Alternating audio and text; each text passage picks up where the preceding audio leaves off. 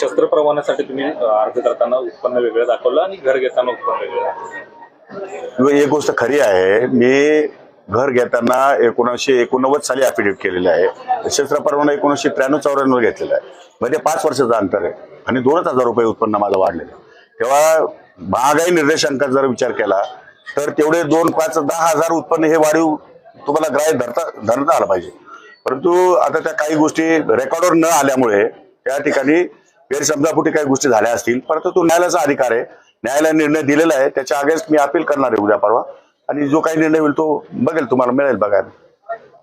साहेब, bogus बियाणे आणि bogus खतांसंदर्भात नवीन काही नियमावली आहे किंवा शेतकरी नाही, आता तो एक विचार आम्ही कृषी खात्याकडे त्यांचं रजिस्ट्रेशन करणार आहोत आणि कृषी खात्याने त्यावर कंट्रोल ठेवायचा. त्यांचं ऍफिडेव्हिट घेणार आहोत की आम्ही कुठल्याही प्रकारचं बियाणं किंवा खत औषध निर्मिती करू, त्यामध्ये कुठल्याही प्रकारचं बोगस नसेल. बोगस असतं तर नुकसान भरपाईला आम्ही सादर जाऊ. न्यायालयाने निकाल देताना काही निरीक्षण नोंदवले, त्यामध्ये तुम्ही वकील आहे, मंत्री आहे, हे माहित असताना तुम्हाला शिक्षा काय होणार आहे माहित असताना सुद्धा हा प्रकार केला, अशा पद्धतीचा उल्लेख त्या ऑर्डरमध्ये.